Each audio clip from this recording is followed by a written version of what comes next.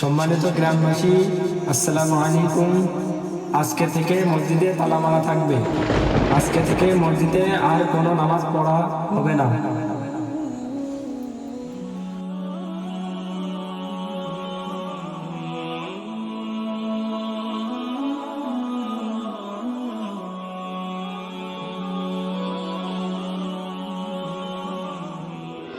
বলছি সভাপতি সাহেব, ওই যে অমুকের লোন দিলাম তা টাকা মাকা দিচ্ছে না, একদিন যাতে এবার বাড়ির উপর জাতি হবে, টাকা দেবে না মুখের কথা নাকি?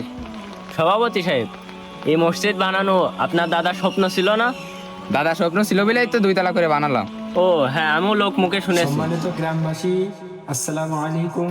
সভাপতি সাহেব, মসজিদের মাইকে কি যেন বলছে। আজকে থেকে মসজিদে তালা মারা থাকবে। সভাপতি সাহেব, আজকে থেকে মসজিদে বলে তালা মেরে দেবে নাকি কি বলছে? হবে না।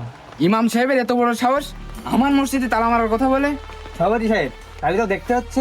তাহলে সভাপতি সাহেব চলেন। হ্যাঁ চলে।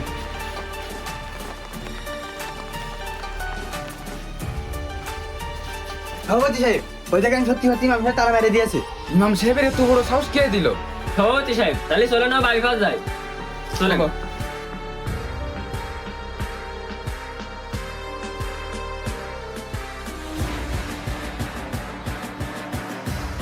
ইমাম সাহেব, ইমাম সাহেব, ইমাম সাহেব বাইরে আসুন, আপনার সাথে কথা আছে। সভাপতি সাহেব শান্ত হন, আমি কল দিয়ে দেখছি।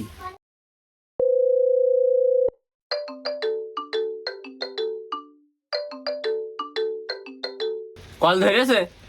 কল তো ঢুকছে কিন্তু ধরছে না। এভাবে হবে না সভাপতি সাহেব, ওই গলা ধরে বাইর করে নিয়ে আসতে হবে। তোমরা থামো, আমি দেখতেছি। ইমাম সাহেব, ইমাম সাহেব।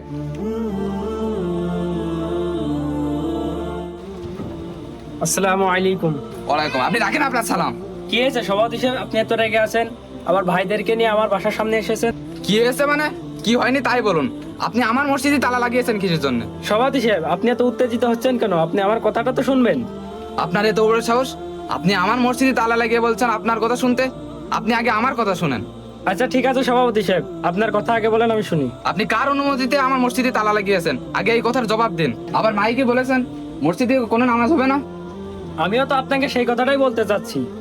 আচ্ছা সভাপতি সাহেব, ইমাম সাহেব কি বলতে যাচ্ছে শুনুন তো আগে।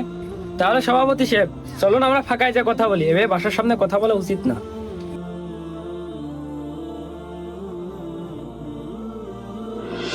আপনাদের মসজিদে তালা মেরেছি কারণ নামাজে কোনো মুসল্লি হয় না। ফজরের নামাজে আমি এবং মুয়াজ্জিন সাহেব নামাজ পড়ি। জোহরের নামাজে একজন লোক হয়, আসরের মাঝে মাঝে হয়, আবার মাঝে মাঝে হয়ও না। মাগরিবের সময় 2 জন লোক হয়, এশার সময় দেখি 3 জন লোক হয়। আপনারাই বলুন এভাবে কি নামাজ পড়া যায়?